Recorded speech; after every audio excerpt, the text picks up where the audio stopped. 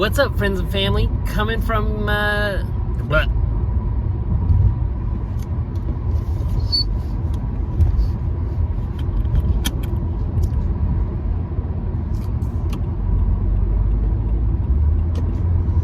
What's up, friends and family? Coming to you from my car again. Just kidding. This is just an introduction. I got to sit down last night with Christian DeFelio and we spoke about one of his favorite snakes. It's the eastern fox snake, or fox snakes in general. And these are really cool out on animals. He's actually given me one to raise up, which I share info about on Patreon. He's got a unique morph to him. So I'm going to go ahead and jump right into the video. Had a lot of fun with Christian. It starts off pretty stupid, so I hope you stick around because we're just goofing off. But I wanted to keep it all in there because there was a lot of off-topic stuff, and Christian and I love talking herb. So if you're a Patreon member, thank you so much for following. I'll put your names up right here as we intro into the next video. I'm so happy to have each and every one of you, and as you know, you can learn more about the new morph in the fox snake that Christian and I are bringing into the hobby. That hopefully will, I don't want to jinx it, hopefully Christian and I will be bringing into the hobby. So stick around, let me know what you think about this interview with Christian, and I hope you enjoy.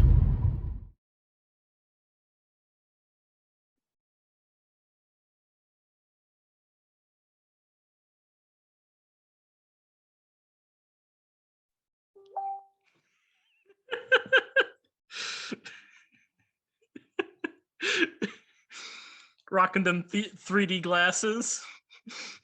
That's right, man. I live life in 3D now. I'm sorry. Hold on. Give me half a second to fix that if I can remember how I did that. Nah, keep them. Maybe. How are you? Good. How are you? Good. I have no idea. I honestly don't remember. I don't remember what I did to put these on. Oh, I know. It was in the video settings. That's right. Good Lord.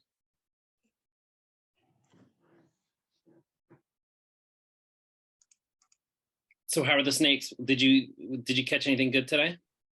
No, I was surprised. Really nice day out, but I didn't see a single fucking snake. Really? And I don't know how. It was 72, no clouds in the sky. Perfect day. Didn't see a single snake. Saw a couple skinks, but that was it. When you go out, do you like to flip? There we go. Flip up and look over, blah blah blah. Flip up stones and boards and that sort of thing, or are you just out, kind of cruising? Yeah, I do all of the above, and like I flipped rocks, logs. Was walking, like, I mean, even where I found not even a single water snake. In like the area I go for water snakes, there's normally at least one basking, and there's like dozens, and none were out. And which ones are the ones that you said you hand feed? The water snakes. Do you find them just around the house, or do you have a spot that you go to where you see them? I go to a spot, yeah. Sadly, my house isn't that great for herping. No. Well, I didn't know exactly what what it was when you were saying it. When you said you fed them, it sounded like they were pets. I mean, they are, but they're pets away from home. Okay. Right? I mean, Hey, they might as well be. I get it. Right on, man. Well, the reason while we're here chatting and that I'm going to post this video online about is we're doing our first ever Snakes in the States, which was it was an idea of yours, I do believe, or maybe just the name, but featuring American snakes and snakes that we love and like to talk about. What's your deal with fox snakes? Because that's what we're here to talk about today. So why do you like these American fox snakes so much? Tell me about them. What I'm gonna say is maybe a bit controversial, but they're like corn snakes but better, and you can't change my mind. Why is that controversial? Why can't they be better than corn snakes? This episode is sponsored by LaCroix. For legal reasons, that was a joke. I hope not. It would be better if it wasn't.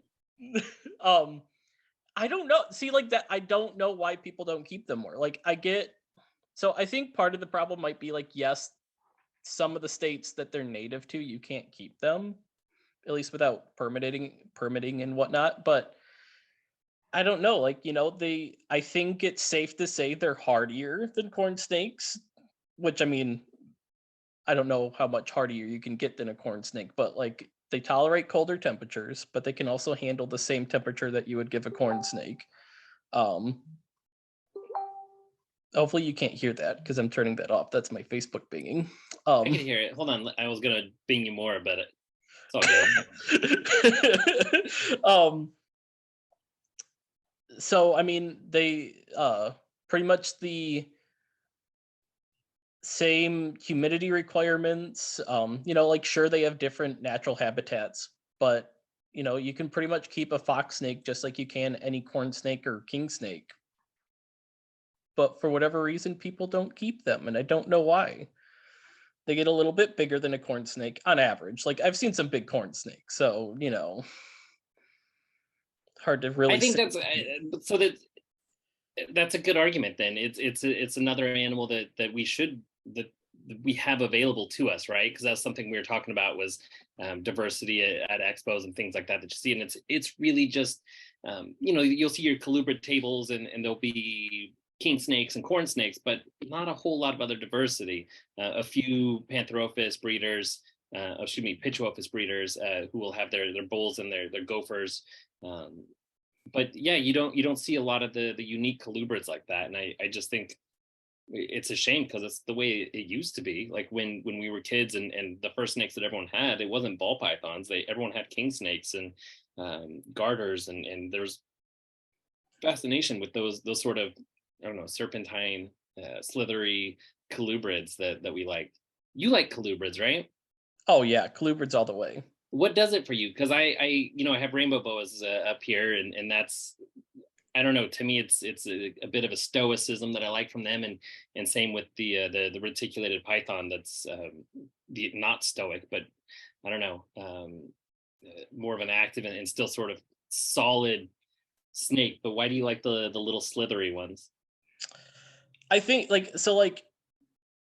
and obviously there's exceptions. Like you can look at like retics and whatnot, but like I like my snakes to be really active and intelligent animals, like constantly wanting to interact with their environment. And even some of the more laid back ones like milk snakes, for instance, are still quite active if given proper enrichment and whatnot, and are very intelligent, sight focused animals.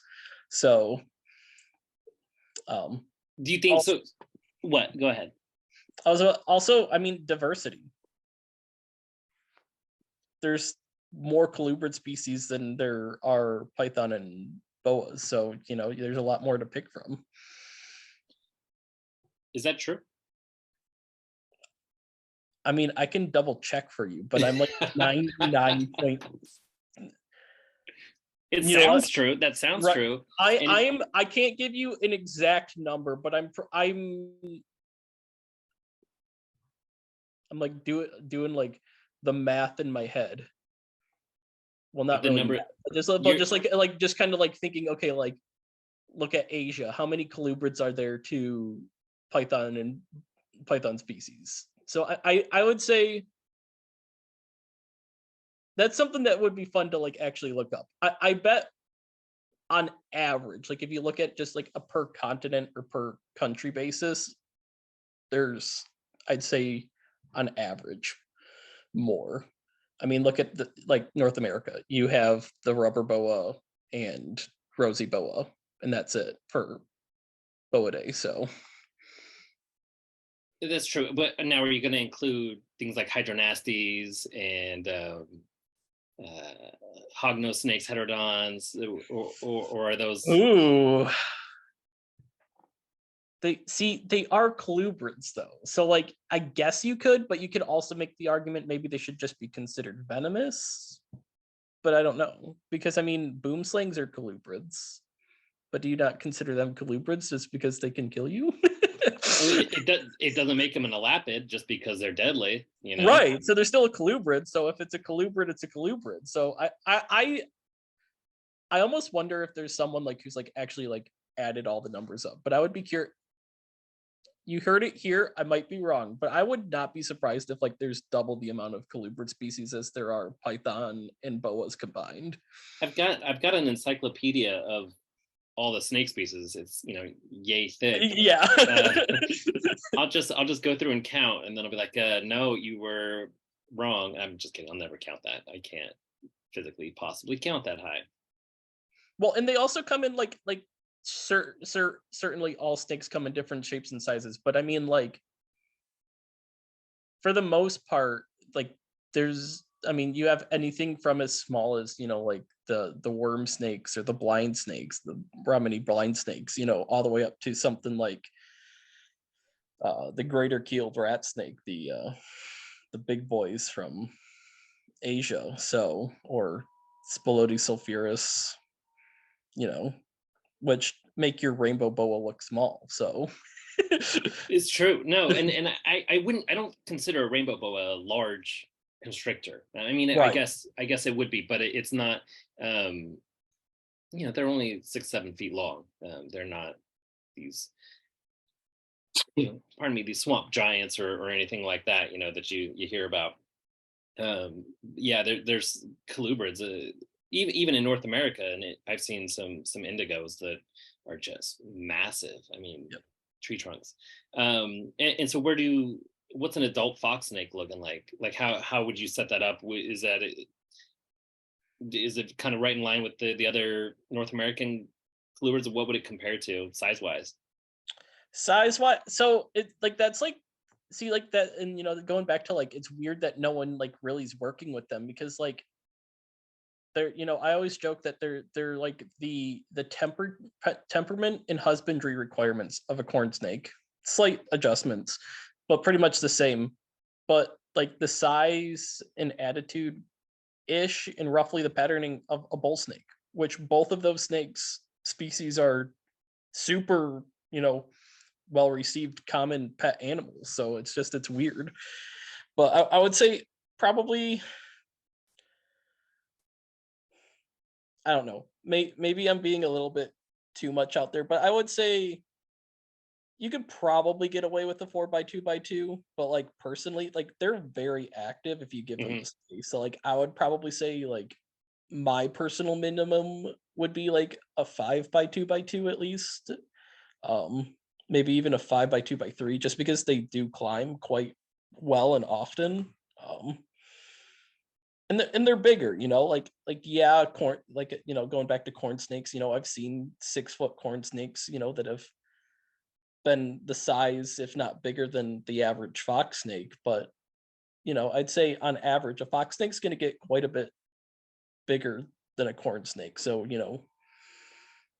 just anticipate that, prepare for that, So that is one comparison, right? And I think, to me, that's exciting too. I have a little rosy boa, and he's not very big at all. He's barely over 2 feet long, and but otherwise, the bigger the better. I can't help but say it, so I'm just going to say it. I distracted myself with penis references, and I had to move on. I had to say it and then move on from it. Intrusive thoughts for the win. I didn't mean to say it, but I said it. And then but so that's kind of the thing, is corn snakes are, corn snake lovers, they're kind of wimpy. A lot of them are, and they could be a little bit more like bull snake, and like bull snakes have a great heft to them. It's a good animal. It's impressive when you show it to people. See what I'm saying? That's like with fox snakes, like if you look at like a corn snake, not to say they're not cool and impressive, they're amazing in their own right, but like typically they're not very big. And I'd say, okay, maybe to someone who's like never held a snake before, it'd be like, impressive, but like, if you've, that's exactly what I'm talking about. Yeah, like showing it off to people you're trying to impress. We don't Right. try to Whereas like impress a people fox we snake already is know. like right. Whereas a fox snake is unique, but looks familiar probably to a lot of people because it does look very similar to corn snakes. You can maybe even argue some rat snake species. But it's the coloration and the size is completely different for the most part. So like it's like, ooh, what is that kind of factor? So Right, and so they start off, the little one, you actually herped out and hatched out, and sent my way. He's still kind of like a creamy black color, but they grow up and they're a little bit more like bronzish, or how would you describe their adult coloration? I'd say it varies. I'd say, yeah, like they definitely they like yellow out. So like they can be very various shades of like a goldish yellow color, anywhere from like a mustard yellowy brown, not that weird Heinz mustard stuff, like ground mustard. So like a brownish yellow. I don't know like what to call that because I know like there's probably people who have never seen like fresh ground mustard before, but Well, would you say it's the color of diarrhea in a baby's diaper? a little more yellow than that.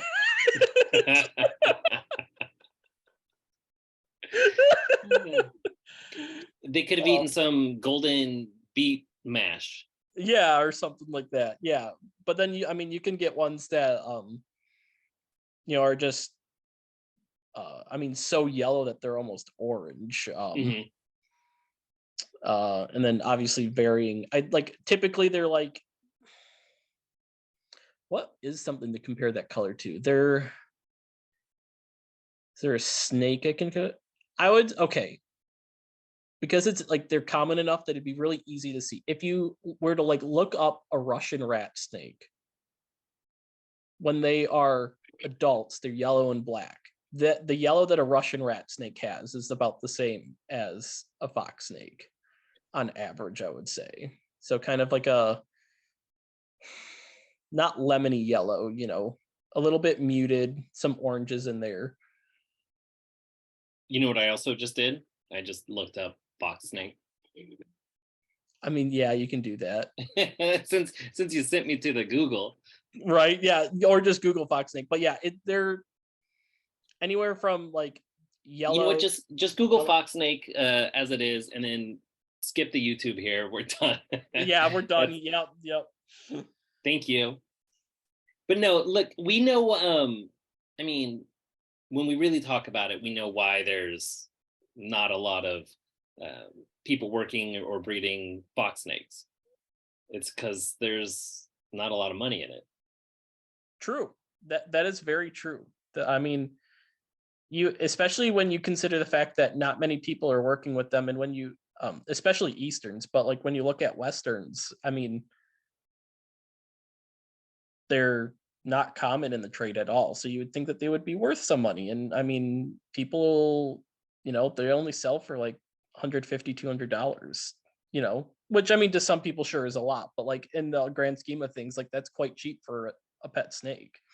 Yeah, for the most part. I'd put that in the entry level price range. You'll get a few cheaper sort of bargain basement things at your big box stores, but if you go to a breeder or go to a reptile exclusive store, you're not going to get. You could get a $50 frog, but you can't get anything for less than $100. Right? Yeah. And even then, it's hard to find a $50 frog. But I don't know. I think, in my opinion, maybe there's not such a, because I don't know. I don't want to get into a whole is breeding an ethical conversation, because who knows where that train leads. But like, if you a patron of mine and someone who I am a patron of hers is Lori Torrini, who I'm a big fan. I was asking her decisions, questions on some decision I had to make. And then she just asked me a great question in response. She's like, well, what do you think is best for the snake?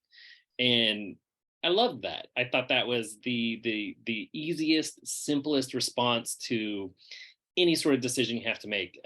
What's best for the snake, And to me, a snake that sells for $100 is easy to care for and easy to raise. It sounds like an awesome pet snake. Like it's super hardy, right? So it eats for you, it grows for you. You can not understand how to use a thermostat properly because it's your first snake, and you can let it go for too long without turning the lights on. Not that you should, but these are mistakes that people make, and it's not going to croak on you.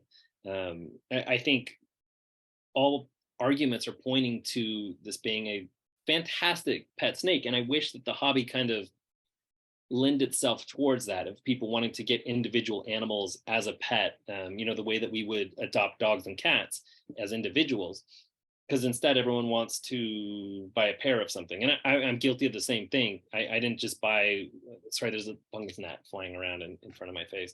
I didn't just buy one snake, I bought a pair, because the intention was, oh great, I should breed these and make some of my money back, and what a great hobby. But anyways, I think for folks that aren't looking to turn it into a business or a side business, they should consider a snake like a fox snake. I don't know. What do you think? Oh, 100%. They're amazing animals. They're super curious, inquisitive, decent sized, but I mean, nothing that a small child couldn't handle by themselves, even as an adult. Let me ask you this. So we're talking about the husbandry aspects of it too earlier. You could, if they're North American snakes, what sort of temps could you keep them like outside in? I mean, as long as you can definitely keep them outside. I'd say ideally, if you're looking up here in Michigan, if you're looking at, severe temp drops, potentially, hell, even today it's 80 degrees, but it's going to drop down to 40 at night. I mean, obviously you'd have to, that's not impossible. I'm planning on doing that. I mean, I've told you, I'm in the current process of building in an outdoor enclosure for the pair I have, and then hopefully get it. I also want to get another female just so I can have a trio, but I mean, it's going to be 14 feet long by 7 feet deep by 7 feet tall. So you just have to plan for that. So it's going to have, underground burrows for them to hide in. So that's kind of what I was thinking, is what if you allow them access to underground? So how do you do that? Because that's a great way, right, of maintaining a little bit of sort of a thermal mass. Trying to think of residual heat is the word I'm looking for. Right. So, I mean, what I'm planning on doing is and obviously I might have to change it. It might not work. But what I was thinking of, I know heat mats are bad, but they're very useful. People, so there's a technique that a friend of mine, Roman Murin, uses, where he takes 2 pieces of slate and mashes the heat mat in between them. So I'm gonna do that, and I'll probably need 1 or 2. And so I'm taking, for lack of a better word, a big tote that I'm gonna bury in the ground, seal up, so there's a tunnel system going to it, but they can't get out of that. And I'll have thermostat, you mean it doesn't go anywhere? It's right there underground in the cage. Yeah, it's still in the cage technically. And I'll have a thermostat with the heat mats and whatnot, and it'll be electrically run, and I'll put those underground and whatnot. But the plan is to have this almost hibernaculum, and hopefully they can do that. If, as long as the heat rocks don't get too warm or cold in the area when it's cold out, the plan is to, this upcoming winter, just keep them inside for the winter while I monitor the winter temps in the burrow. Nice. Yeah. But I'm hoping that I can literally just keep them outside year long, 24/7. Yeah. 365 days a year. But obviously not every, I mean, anyone could do it, barring time, effort, city bylaws, whatever that Yeah. could prevent someone from doing it. But I mean, if someone can't or just doesn't want to, which is fine. I mean, I'd say, I mean, honestly, an ambient temperature of just average room temp, 72, 75 degrees is more than fine. Obviously, they still need a basking spot, which you can go kind of hot on, but I personally wouldn't go. You could probably go to 100 and be fine, but just going with like how they act in the wild, Hmm. you would think that any snake enjoys the heat, but out here in the wild, when you're looking for them, if it's any hotter than I'd say 75 to 77 degrees, somewhere around there, Oh yeah. they're I mean, they might be cryptically basking, but they're not out. Mm-mm. Once the surface temps, go over that 100-degree mark, they pretty much chill in their holes. So they're probably they probably could tolerate it, but they definitely don't like that hot of a temp. Right. No, and that's I mean that's pretty pretty easy to understand. I think if you've been out looking for snakes, and you've gone on a day that's 90 degrees, there's nothing out. They're underground in the cracks, but then at night, once it's about 72 and the ground is still a little bit warmer, they're out, right? Then like it's that's I don't know, that's I think a lot of people sleep on just how fun it is to keep a snake that is in the same sort of climate and zone as you. I don't know. Do you know what I'm saying? Like, do you get that at all, or? Well, I do, and it's kind of funny. There's 2 points I want to touch on, so I'll touch on that first. But like, I mean, I kind of went through a couple stages in life where like at first I really loved it, and then I kind of got bored of it. Of that specifically? Well, just Or keeping native species. Like I was just oh yeah. like it's like I see them all the time. So like, there's no, and maybe you could say that there's not ever any need to own an animal, but like I just didn't see the need for it. If I Hmm. wanted to go see a fox snake, I would just go out to my area and find a fox snake, milk snake, water snake. Um, but then like now I'm like back into that stage of like, but you don't get to see all their behaviors and how they interact with you and other things in in the wild. Right. So there's a lot that I've seen in captivity that these animals do that I've never seen in the wild. So it's kind of like reinvigorated that love for keeping native species. And I mean, I know a lot of people aren't as lucky to live in a state where you can keep native wildlife. It is So true. I think there's a fundamental disconnect between most people, especially in urbanized areas, a huge disconnect between people and the immediate world, natural world around them. Like it's mind-boggling the common, and these probably aren't exactly, I don't think reptile enthusiasts would fall into that. I think that's one thing I love about this reptile community and the online support is most folks seem to recognize that these animals are a part of the broader world. But um, to me that's just so cool to be able to, like, look, it's great. I love the Amazon rainforest. I love Indonesia. I think they're beautiful places. I'd love to explore them and visit. But how cool is it that the same class of animal is right outside in the hills that I could see through my window right now. There's snakes out there, right? Like, I don't know. yeah, It's great that it's homegrown. It's like the home team, and it's something that we could appreciate and bring in. And to me, that's it. I can't find Rosie Boas out there. I'm a little bit too far north and west, but the you get the idea. Like they're close enough, they're in my state, and here I have one that it's here, and I can learn from it. And people could say it doesn't happen all they want, but snakes recognize people, like they get to know you. Oh yeah. I mean, obviously by scent, and they form a trust with you, and there's, once you get to learn that intelligence, it's the same as any other animal. I spent the day today working with horses, and it's really fascinating because I have a lot of experience with more predators, and just learning how to deal with a huge prey animal like that is so different, especially putting them we had to put them into a trailer. And anyways, it's definitely off topic, but it's super cool and it's super fascinating, and that's what I love about North American species.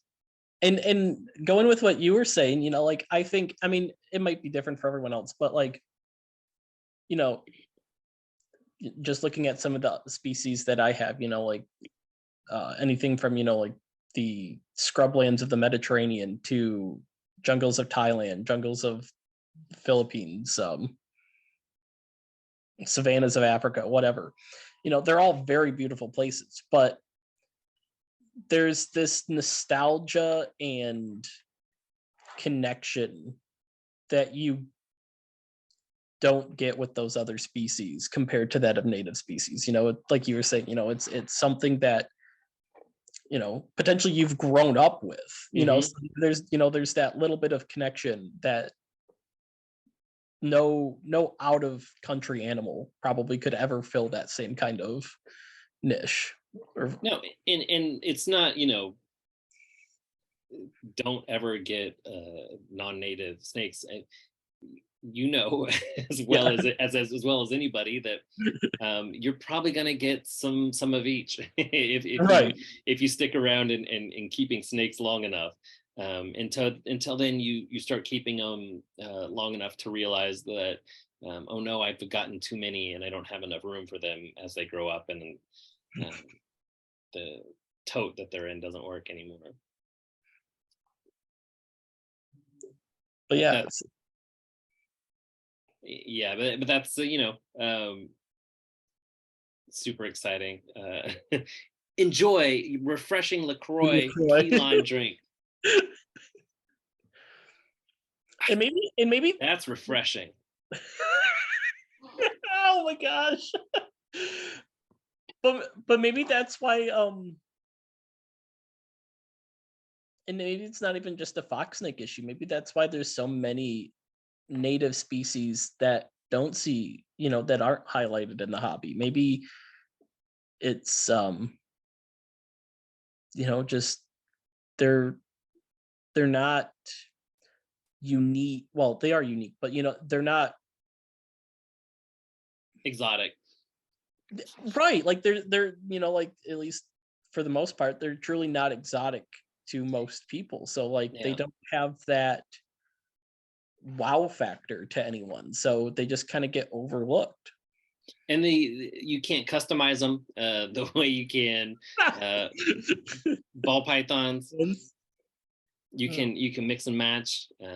Same with corn snakes. Corn snakes are so, I feel bad because corn snake genetics are so, you could just buy what I'm trying to say is you can just go to any pet store and find assorted fancy corns, and it's already bad enough with ball pythons with, you know, someone saying what morph is this, but I feel like a lot of the corn snake morphs are just, so many people have snakes, they have no idea what they're breeding, and they just put two together and they're like, here are my corn snakes, and they sell them to pet stores or wherever it ends up, you know, sort of have someone buy them wholesale off of them, and it's just so muddy, and it makes me laugh, even though I'm one of them. I'm so petulant, but it makes me laugh when people get upset about, you know, pureness of the localities and understanding the morphs and the traits and what morph is this, and they say, well, if you didn't buy it, then you can't claim it, it's not a possible blah blah blah,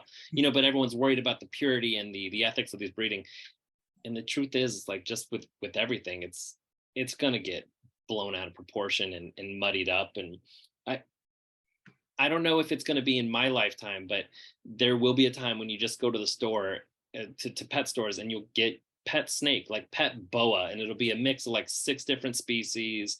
It'll come in 5 different colors, and it's like, oh, this is a miniature toy boa, and it's going to be 2.5 feet long and as big as your pinky, and it's pink.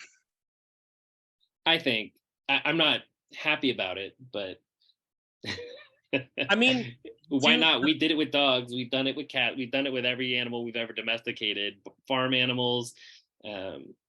Every single animal we've ever domesticated is a weird hybridized breed to suit our purposes. Why not snakes? I mean, I mean, for every species of snake, we're not there, sure. No, like, definitely. There's too many. But look at boas. I mean,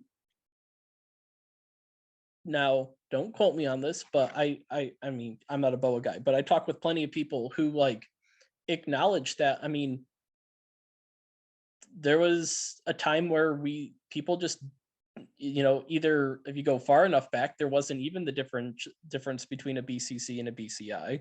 Right. So people just bred them together. 20 years later, they're like, oh crap, I bred 2 different species together, or 2 different subspecies together. But I mean, I think it's safe to say, like, yes, we still get them imported, so it's probably better now.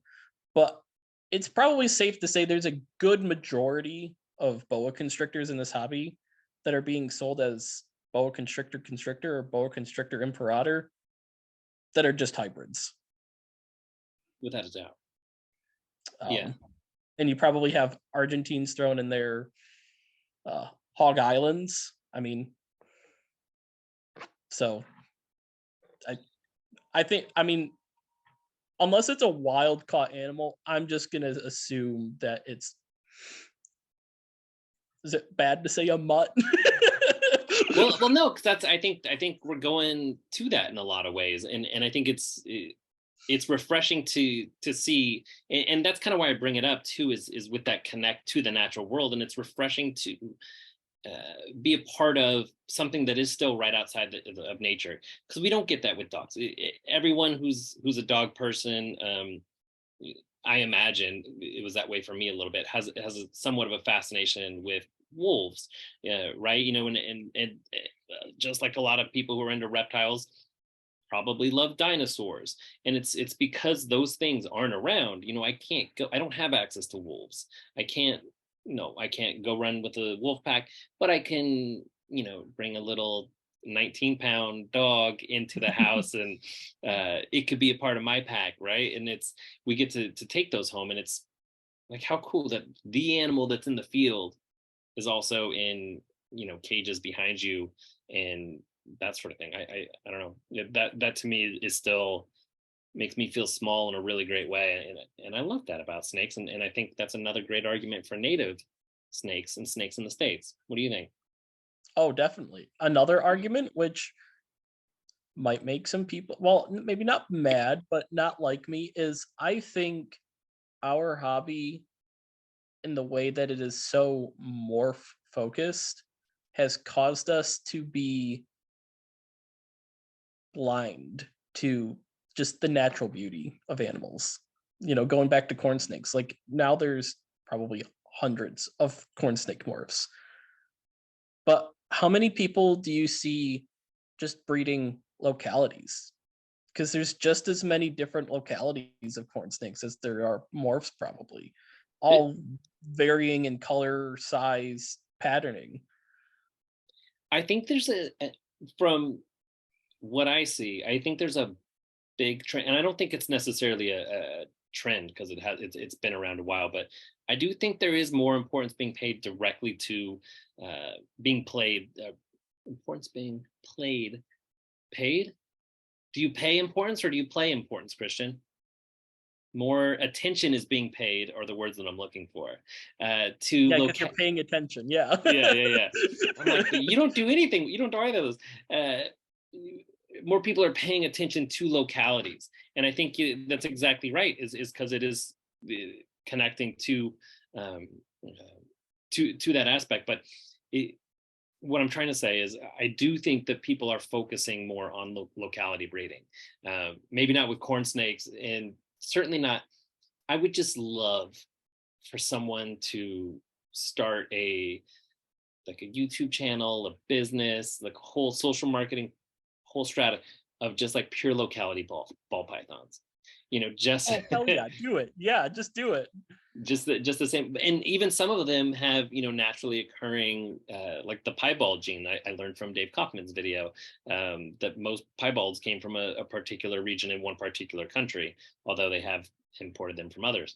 But it's like, that's great. I didn't know that they occurred regularly, on the regular out there, which makes sense because it can have really low expressions, right? I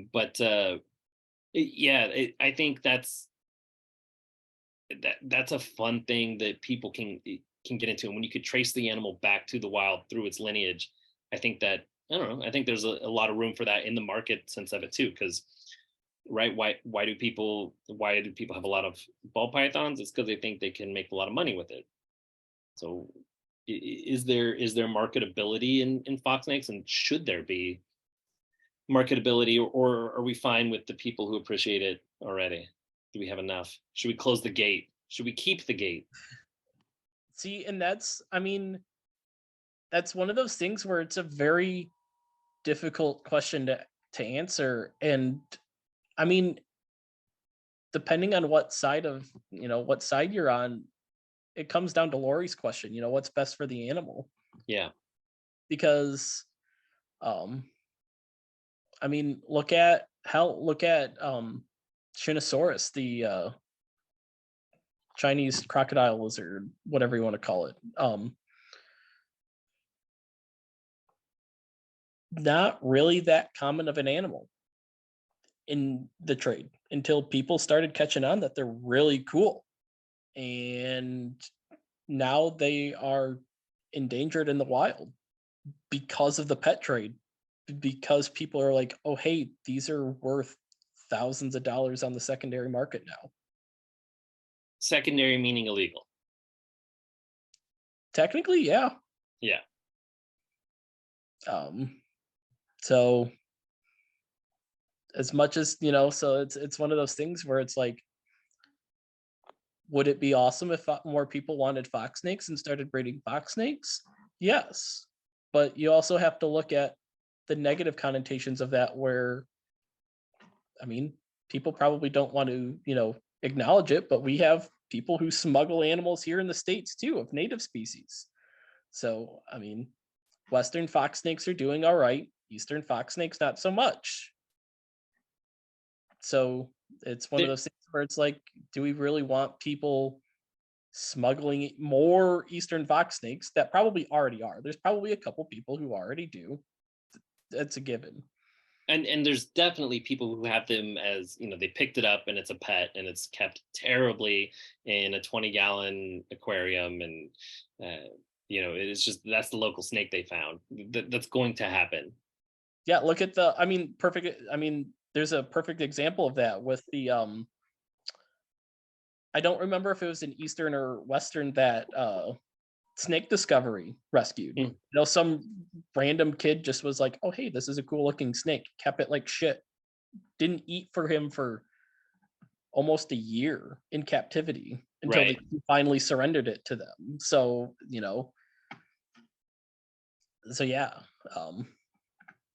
They're hardy animals. Let's talk about Easterns and Westerns. And I know this is it's a crazy topic, and I'm not sure I understand it. How do you divide them? Because I heard it was just the Mississippi River. So it for a very long time, yes, used to just be take the Mississippi River to the west of the Mississippi, or Westerns to the east or Easterns. Now there's talks that there's 3 species, which are so it still uses the same border, but instead of so there's the Eastern Michigan and Ontario population of fox snakes. Not even talking Eastern or Western, just like, so you have the population that's Eastern Michigan into Canada, and then you have the other much larger section, which is I actually don't know how far west they go. They go pretty far west, but then They do. They go to Iowa. I think they go past Iowa too. Yeah. They might. I'd have to double check that, but they go a lot further west than you would think, and that's why like I'm pretty sure I should probably pull that up. I'll pull that up while we're talking. But then technically we get them as well on the like very very edge of western Michigan, up in the Upper Peninsula. But then the talks came of what about the population in the eastern side of Michigan and Canada? Because those animals, there's roughly, I mean, depending on like where you determine like the actual starting line of that population is, roughly 200 to 250 miles of space where they just simply aren't at all. So it's an isolated population.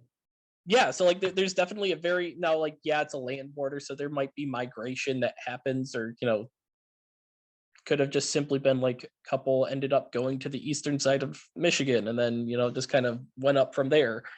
But like I mean, I guess a good like so a good if you take Detroit, just trying to like think of like popular cities. If you go on Google Maps, look at Detroit, Michigan. Detroit, Michigan is definitely eastern fox snake habitat. The easternmost population. There's no fox snakes between Detroit, Michigan, and can't say Chicago because they are still in Michigan, but I mean, I guess Battle Creek's a big Michigan city. So if you like look between Battle Creek and Detroit, I have to get a map because I know, yeah. Believe it or not, I'm not that up on Michigan geography. I don't think many people are. Michigan's kind of boring, as someone who lives here and loves the state, it is quite boring. But I mean, roughly, there's no fox snakes between there. So Detroit's all the way on the east side by Lake Erie and another big lake. And then Battle Creek, you said? Yeah. And there's no fox snakes between Battle Creek, which is kind of central. If we're talking about the glove, it's right here. Am I doing it the right way? From my screen, it's the right way. We'll do it. We'll do it that way, just in case it's not. Technically, yeah. I guess if you're looking at it, it would be this way. Yeah. Okay. I don't know because my screen's on a mirror, so I have no idea what the camera's actually gonna pull it up. But anyways, it's mostly central, and so a good 250 miles there between where there's no fox snakes. And so you would say that even though you're questioning how could those possibly be the same population? Correct. And now and that's where the problem with fox snakes come in, because even there's not there I mean, sadly there hasn't been many much testing done genetically. But what has been done, they're almost indistinguishable between westerns and easterns. So I personally think. Yeah. So how do you tell them apart? Oh, you don't. Other than typically, not always, but typically westerns are much duller animals. They're more brown, whereas easterns are much more commonly the goldish yellow color. Okay. But obviously colors vary. I've seen some westerns that have been just as, if not more beautiful than the most beautiful looking eastern. And I've seen some really, really ugly easterns. So and that's where I know it's a bit controversial, but they want to currently who is it? They're trying to make that there's 3 species. There's Vulpinus, Ramsati, and Gloideus. Lloydie. I definitely don't think that there's 3 species. You can maybe make the argument for 2. Personally, I think the proper way would just be to say there's subspecies. Just consider them all Pantherophis. Sure. And just so I don't.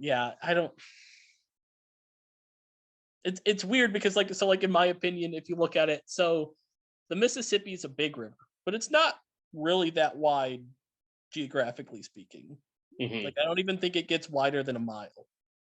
Well, and even gopher snakes and bull snakes are the same snake. Right. So it's and that's fine. Because correct me if I'm wrong. Isn't bull snake just a subspecies of gophers? They're both Pituopa catenifer, or is Seai its own species? Or am I way off? I don't think I never actually thought of it but I'm pretty sure you're right that it's just a subspecies. And we totally think of them as different species. I mean, yeah, I think it is a subspecies. I don't know. I'm not going to Google search it right now. Too inefficient for that when I'm trying to chit chat here. Yeah. But what's so I don't know, taxonomy, I think we could really get lost in the weeds there, and it's as exciting as it is. Yeah, so personally, I think so. I find it funny that they want to use the Mississippi as a divider when clearly fox snakes, very good at swimming, very aquatic loving animals, definitely could swim between the river. Yeah. Side. So I don't really know how you could say that if it's on one side of the river, it can't be the other one on the other side of the river. Well, that doesn't make sense to me too. I think the geographic distributions, especially in a post-industrial revolution world, makes sense to me. Some splitting up of those and geographic formations, but yeah, it seems to me like it's just one species, especially I guess rosy boas have, if anyone's familiar with them, they have a few dozen quite visually different localities, and noticeably different, and there are 3 or 4, I guess, subspecies or separate species. There's some controversy there in the taxonomy of those as well, but even amongst the individual species, there's wide color varieties, and I don't know, it just doesn't seem that far-fetched to me that this is just one snake species that is slightly different in slightly different spaces. I don't know. That's why I don't do taxonomy. I already feel stupider saying even what I just said. But yeah, so it's that's where I'm of the mind where I'd rather it just be, at most 2 different subspecies. But until that happens, which I hope it does, I'm content in saying if it's from the eastern side of Michigan or Canada, it's an eastern. Anywhere else, it's a western. Mm-hmm. And I won't argue with people if people want to say that theirs is an eastern and it was caught, in Chicago, Illinois. More power to them. I'm not going to argue with them because there's not enough research that has been done to prove either way. So legally speaking, I guess they would have an eastern though, right? How does that even work? Who decides? Yeah, see, that's the weird part because I don't know. No, I don't think they really know either. Someone's doing it right now, whether it's Fish and Game or Right. someone. They've made a decision, and they're like, it doesn't matter if it's right or wrong. This is the decision, and all fox snakes are eastern fox snakes. That's how it is out here. All garter snakes are garter snakes. All mountain king snakes are the San Diego mountain king. It doesn't matter if it's a thriving population or not. It's there. You can't collect them, and the reason is, and I know the reason is because otherwise people just say, "Oh, I didn't know. Oh, I didn't know. Oh, I thought it was this species," or try and debate it. So it's like, no. What they do is then they just outlaw. You could only you can wild collect certain garter snake species in ranges where they don't exist, but in the counties where they do exist, it's prohibited to wild collect those species. So it's an effective like statewide ban. It's pretty smart the way they've done it, but they only outlawed it in the counties where it exists. Yep. Yeah, Michigan's weird. I'm very well versed on our like native laws and whatnot, but like I hadn't like actually like done a deep dive. And so like actually a couple weeks ago I did a really nice like deep dive and like, like looked up the actual laws and everything, the mumbo jumbo that, the legislation writes up here and whatnot. And I was it was very interesting to find out that like I wouldn't necessarily condone it, but like let's take so Eastern Massasaugas are federally protected, so that wouldn't work. But it's a good example. You could use Eastern fox snakes. Eastern fox snakes are, at least like with Eastern fox snakes, you could definitely tell just by like where they were caught in Michigan for the most part. What's a good species? Okay, smooth green snakes. They're technically not protected, but so the fishing license, says you can't collect smooth green snakes. Okay. However,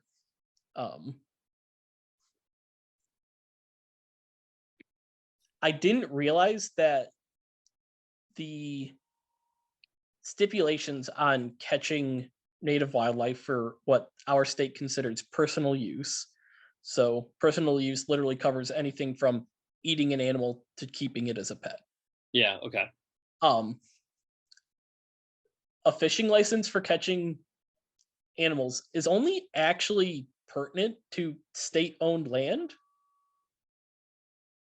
So I find that really funny where like as long as it's not federally protected, like in Eastern Massasauga, if you lived in northern Michigan and had loved smooth green snakes and had smooth green snakes on your property, you can legally keep them because the statutes that prevent you from collecting them only apply to state-owned land.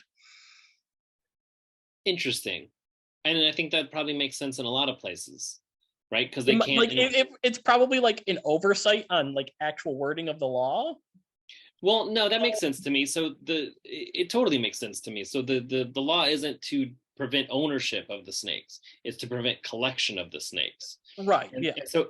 And so instead of enforcing, which is exactly what U.S. ARC is suing Florida Fish and Wildlife for doing right now, because what the FWC, Fish Wildlife Commission, is trying to do is they're trying to regulate the laws inside the home, which they frankly don't have the jurisdiction to do so, the authority, because they're a wildlife organization. So what do they have to do with pets? Right. However, they can enforce and they can create laws for the public space in which they have the jurisdiction and the authority. They don't have authority on private land as a wildlife commission in certain aspects, right? Obviously, if you're in an endangered range, there's protections preventing development and those sort of things are prohibited. But for the most part, like what you do on your property is, if it's not animal cruelty, is not much they can do about. And even that's then you're talking about animal services or animal control or animal regulations, who is going to deal with captive pet ownership. Yeah. And that's a municipal thing. So that makes sense. Yeah, you just got to get big yard and move some rough green snakes in there. Yeah, which like I mean more power to you. I'm all for reasonable common sense collection ownership of native animals. But obviously, the stipulation is do not collect from populations that are unstable or dwindling. Leave the area as you found it. Common sense stuff. That's a big one. Sometimes I'll see groups of people and it's massive, which is odd to me in the first place. I like a small herping park, but it could get real big, and they just leaving trash and flipping up the rocks and the environment and just totally crushing it. And it's I don't know. That's a huge pet peeve of mine. Pick up your trash. Don't flip a rock over and not flip it back. And I don't know. Be a decent human. Yeah, I was really sad. So, just going off of that, I mean, not really pertinent fox snakes, but I went on a big herping trip that you know of. Yeah, that's right. And we went to Victoria Glades Conservation Area in Missouri, which is, very wonderful place to herp. Very beautiful. Has nearly every species of snake there, bar, mud snakes and some of the more weird niche southern species. And like we got there and like we saw all these rocks and we were just like, oh yes, perfect, because we wanted to find coach whips specifically. But then when you like actually, so it's kind of in a valley. It's hard to explain. It's like there's not a river, but it's like mountainous, and it's both ends of either the north. It's the south facing slope of one mountain hill, north facing side of the other. And we walked up and noticed that every rock there had been flipped, but not put back. And so we didn't find anything. Because who had ever been there before completely fucked up the natural habitat. Oh, sorry. Shouldn't say that. This might be going on YouTube. Well, that happens. It's all good. We had the last interviews I had broke the F-bomb seal on us, so it's all good. Whoever uses the animals that used to live there, they could tell it's been disturbed, and one, they don't like it. They're suspicious for the most part, and they should be, because nature is crazy. Not a lot of animals in general die of old age. You know what I mean? Like you're just about guaranteed a horrific death. So if you come home and your house is sideways and your bed is like standing up against the wall and it's messed up, and people have been trying to kill you your whole life forever, you'd probably just leave. You'd keep going. You'd be like, well, home's gone. And that's exactly what those snakes do, right? Yep. Yeah, I don't think there was a single rock there that we had flipped that hadn't been. Be responsible. We talk about it. That I understand a big need for wild caught snakes in successful captive breeding, but also just accepting it as sort of a common practice from time to time from healthy populations to keep in captivity. I don't want to run down the whole ethical side of that, but just it's not hard to do the bare minimum, and think first. And again, go back to that question: what's best for the snake? And I like sending you. It seems all my friends have coach whips in their in other masticophis in their yards, and I can't ever seem to find one. Not that I catch it anyways. Right. Right. But yeah, I mean, that's probably because they don't screw up what they use to hide under too. Yeah, exactly. Yeah, they have a good place.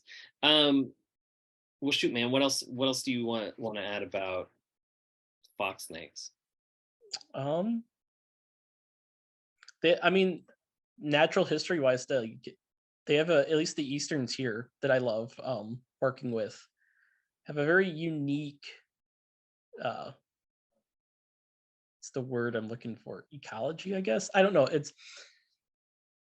They're feeding habits are very unique, where we've talked about this, where they go from, early spring where not exclusively, but where they live, I mean, they're primarily frog eaters, for a good Mm-hmm. month or two, right out of hibernation, because the frog, it's here in Michigan, it doesn't get warm enough for snakes too quickly, but it gets perfect, plenty humid and warm enough for frog breeding. So normally by the time that they come out, tadpoles have already turned into frogs. And so they share the same habitat. They both like the. See, I still don't know what to call the habitat, because you could call it a marsh flat, you could call it a flooded plain. I don't. That's, well, I think that's a good example. So describe. So it's what we've talked about it. It's kind of like a loosely packed, loamy soil, high humidity in the soil, but it's North America, so it's not necessarily high humidity in the air. Yep. So a lot of ventilation, a basking spot. Is that the only place you wouldn't find them in more suburban areas? Or because I know like gopher snakes, you can find them anywhere. Like you could find them in close to. There's always got to be water somewhere around, but that could be like a dog bowl. Like you find them in backyards, you find them in apartment buildings, you find them all over. Is it, are foxes a little bit more selective in where they go? I think they're relatively picky. I mean, you find that farmland's fine. Like you definitely find them in farmlands. Mm-hmm. And so maybe varying degrees of relative suburbanness, but I mean, I wouldn't say more than. Or even a better example is their cousins, like the numerous rat snakes, Yeah. which are anywhere. Yeah, I would, compared to a rat snake or bull snake, gopher snake, definitely not. I think that's just because they have such a connection, natural connection to definitely specifically river systems at the very least. It's the east, what I would consider an eastern here, I mean, are for the most part, not everywhere, but for the most part, pretty much almost exclusively found in the and I don't know if it's the Chippewa River Basin.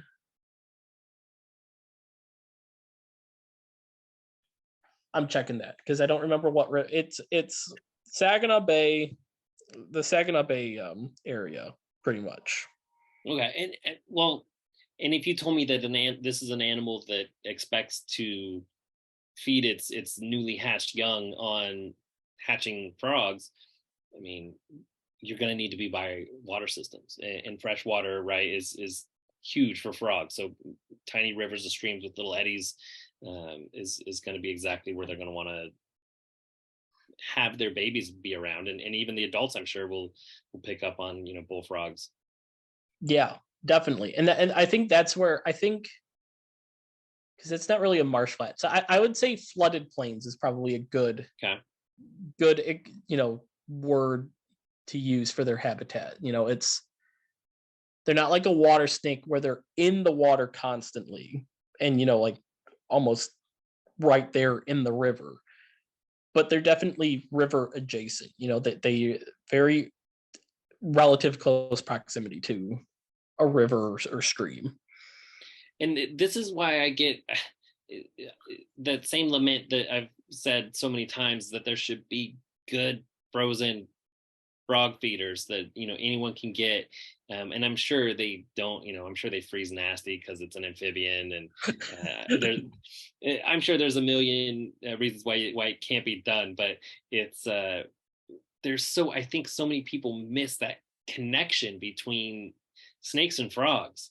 Oh, You know, yeah. everyone says rodents, and rodents are obviously a major part of their diet, but snakes and frogs and lizards of the same region, it's such a huge part of their whole life cycle, especially when they're young. I don't know. I just wonder if we had a better understanding of how all that worked, if we'd be keeping them differently and feeding them differently. Definitely. No, I mean, I think on average, we probably feed animals in captivity, not even just snakes Yeah. and lizards and reptiles. Probably, maybe it's too much to say. Maybe it's wrong to say too much, but definitely significantly more than what they're used to eating in the wild. Or even like I was learning with the horses today. You know, here's an animal that grazes its whole life. If we're talking about a wild animal, and it doesn't have set feeding times, and now it may sit in a stall for 18 hours a day on a good day. That's 4 hours of, or it's not good math. That's 6 hours of riding, you know, and attention. And that's, you know, that's someone who's actually caring for that horse. Some people could just keep it in there and throw one or two big bricks of hay in there a day, and it just their gut can't handle it. And that's why that's like one of the most common ways that these animals actually die, is just because they get bloat that they can't deal with. And Right. it's, you know, you don't see a wild animal dying of bloat. Like, not too obviously they die of everything, because again, nature's brutal, but you know, it's not, that's not the chief killer. Right. They overate themselves. And Lord knows we could just if you just TikTok a snake, you'll see fat snake after fat snake after fat snake. But that's, you know, that's what we do. We overfeed our dogs or cats. Yeah, you're right. It's just all animals in captivity is we're missing out. We're doing it. Yeah. We're doing them a disservice. It's good for them, you know, that they, what was it I said, the trade-off, you know, it's like we give them a good home and a place to live in exchange for I don't know, taking them out of nature. But man, this has been enlightening. I love fox snakes. I love that that we got to talk about them and talk about some North American colubrids. I think we should definitely do it again. Talk about some other species that you're real fond of. I also wanted to talk about your trip to England for the advancing herpetological husbandry panel. What was it called?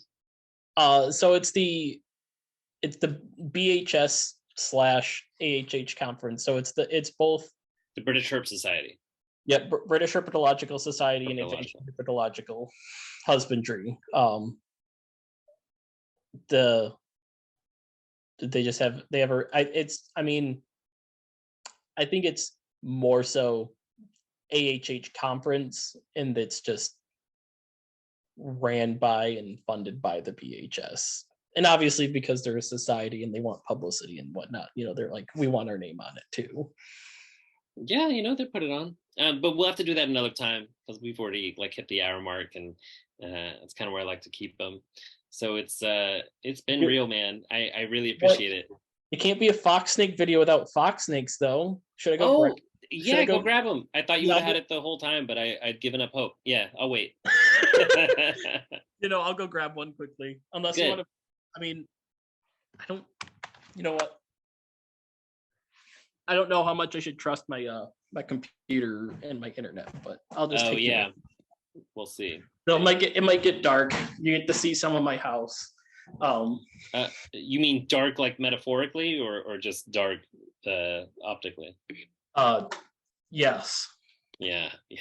That's what I'm afraid of, Christian. Like, let's not go too far. No, just optically. But this way I don't have to go too far with it. So I'll set the camera here, and give me 1 second and I'll grab my email. All right, man. In the meantime, I'd like to once again speak about our sponsor, LaCroix Sodas. It's as if a lime fell off of the tree while you were drinking soda water. LaCroix. It's a key lime. Oh, I thought you were coming back. It is a key lime, but there is no lock lime. LaCroix just dropped me as a sponsor after that terrible, terrible joke. Christian just went outside to go catch a fox snake because he lives so close to them. He thought it would be quicker than getting the ones out of his cage. So hopefully he's got some luck. He feeds some of them, right? So maybe they'll just come up to him. I'm making that up. There he is. You have to speak. Actually, hold on. Maybe I'll pin it. Hello. Yeah, I'll just pin you, and hopefully that'll stay recorded. Okay, who's this? So this is Mary Jane. This is my female fox snake, and she's all right. She just tail rattled at me, so I was worried that she might not want to come out, but she's good. Was she rattling at you when you were holding her, or just in the cage? Just in the cage. Oh, well, that's what they do. That's how they say hi. Right? She's an adult, though. She probably will still grow more. And snakes are always hard to accurately see how big they are. I haven't actually measured her, but she's almost as long as I am tall, and I'm 6 foot. So yeah, and that's not a big 6 feet. She's real easy to deal with. That's a beautiful snake. Yeah. And another fun thing is, if you give them live prey, they'll constrict it. But for the most part, they're pretty chill when they take food. I drop feed my male and her, and they just grab it. They know it's dead. I give my young fox snake live prey, and he is, I would say, not super chill with it. he doesn't constrict it, which I think is even less chill. He'll just eat it and sort of suffocate it with his body, and if that's not working, he takes it all over and pushes it and presses it, and it's not a fun way for the fuzzy to go, I'm afraid, but it's the prey that he has available to him at the moment.